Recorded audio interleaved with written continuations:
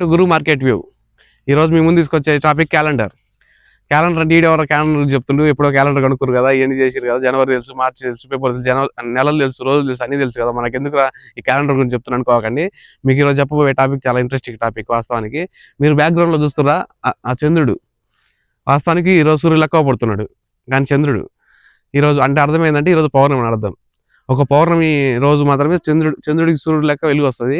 అదే మనకు లెక్క పౌర్ణమి వచ్చింది ఈ రోజు అని అర్థం. Simple technique. క్యాలెండర్ చూడాల్సిన అవసరం లేదు, డేట్లు తిరగాల్సిన అవసరం లేదు. డైరెక్ట్ చంద్రుడు సూర్యుడు అంత కాంతి వచ్చిందంటే ఆ రోజు పౌర్ణమి అంతే. ఆ పౌర్ణమి వాస్తవానికి ఒకప్పుడు మన క్యాలెండర్ని ఇవన్నిటిని మన హిందూ సంప్రదాయం ప్రకారం ఉండే క్యాలెండర్లను కానీ, ఒకప్పుడు మన ఇండియా క్యాలెండర్ కానీ అన్నిటిని నామరూపాలు లేకుండా చేసిపారు. మీకు ఇప్పుడు వచ్చే క్యాలెండర్లు ఉన్నాయి చూస్తున్నా. వాస్తవానికి జనవరి ఎప్పుడు వస్తుంది, వాస్తవానికి మనకు పంట చేతిలోకి వచ్చే టైంకి జనవరి వస్తుంది. ఆ టైంకి పిల్లలందరూ ఎంజాయ్ చేసుకుంటా, డబ్బులను వేస్ట్ చేసుకుంటా, అంటే అర్థమైంది పంట తీసుకొని ఆ పంటను కాయడానికి ఆ టైంకి జనవరి అనేది షిఫ్ట్ చేసారు. వాస్తవానికి రియల్ చెప్పాలంటే మనకు ఉగాది సంవత్సరం స్టార్టింగ్ అయితే ఇది. అప్పుడే మనం పంట నాటుతాం. ఉగాది నుంచి పంట నాటుతాం కాబట్టి సంవత్సరం మొదలని అర్థం. పంట ఎండ్ అయ్యే టైంకి మళ్ళీ మనకి ఉగాది వస్తుంది. అది మన సంవత్సరం వాస్తవానికి. కానీ జనవరి నుంచి మనకి జనవరి పెట్టడం వల్ల మనకి ఆ క్యాలెండర్ మనకు యూజ్ఫుల్ క్యాలెండర్ కాదు వాస్తవానికి. ఈ పౌర్ణమి మళ్ళీ 15 రోజులు గ్యాప్ వస్తే మళ్ళీ అమావాస్య వస్తుంది. అమావాస్య రోజు ఏమైందంటే ఆ చంద్రుడు పూర్తిగా నెలవంక లెక్క మారిపోతాడు. అదే మన గుర్తు. ఆ రోజు 15 రోజులు ఏంటంటే లెక్క. ఆ 15 రోజుల తర్వాత మళ్ళీ పౌర్ణమి వస్తుంది. 15 రోజులకి ఒక నెల జరిగినట్టు మన లెక్కలో. సూర్యుడు మళ్ళీ పౌర్ణమి వచ్చి మళ్ళీ పౌర్ణమి వచ్చిందని నెల వచ్చినట్టు, అమావాస్య టు అమావాస్య వచ్చి నెల వచ్చినట్టు. ఇదే మనకు సింపుల్ టెక్నిక్. మనకేం క్యాలెండర్లో అవసరం లేదు. మనకేమి ఆదివారాలు, సోమవారాలు, శనివారాలు ఇవన్నీ పడుకోకండి. రియాలిటీ చెప్పాలంటే మనకైతే పౌర్ణమి, అమావాస్యలే మెయిన్ ఇంపార్టెంట్ డేస్. దీని ప్రకారం ఒకప్పుడు మనం వ్యవసాయం చేసేది కానీ, లేకపోతే ఇంకోటి చేసేది కానీ, ఏదైనా చేసేది కానీ ఈ కాలాలు చూసుకొని చేస్తారు. ఏ కాలంలో వర్షాలు పడతాయి, ఏ కాలంలో ఏం పడతాయి కరెక్ట్ ఉండేది లెక్క.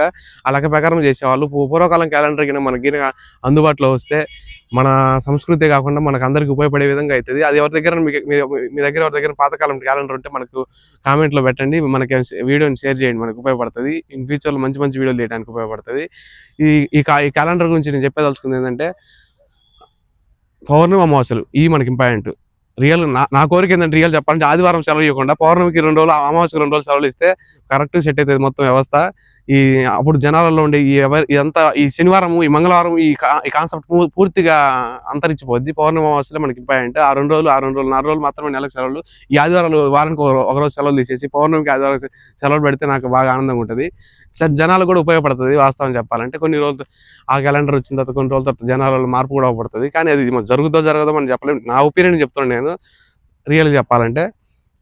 ఇంకా మీకు ఇలాంటి కాన్సెప్ట్లు, ఇలాంటి మన ఓల్డ్ కాన్సెప్ట్లు ఇలాంటివి ఏమైనా కావాలన్నా, ఏమన్నా జరగాలన్నా కామెంట్లో పెట్టండి. మీకు తెలిసినవి ఉన్నాక చెప్పండి. ఇలాంటి వీడియోలు మళ్ళీ తీయాలని నా కోరిక ఉంది.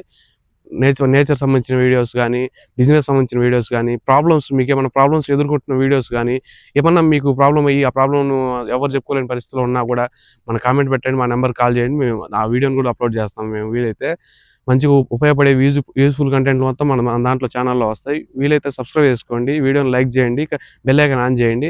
ఎవరు సబ్స్క్రైబ్ చేసుకోమని చెప్తున్నా ఏం చేసుకోవచ్చు అనుకోవచ్చు. ఇప్పటివరకు కంటెంట్ మీకు ఏమైనా ఉపయోగపడవచ్చు. రాబోయే కంటెంట్ ఖచ్చితంగా ఉపయోగపడుతుంది. అదొకటి పరిగణలో పెట్టుకొని సబ్స్క్రైబ్ చేసుకోండి. Thank you so much.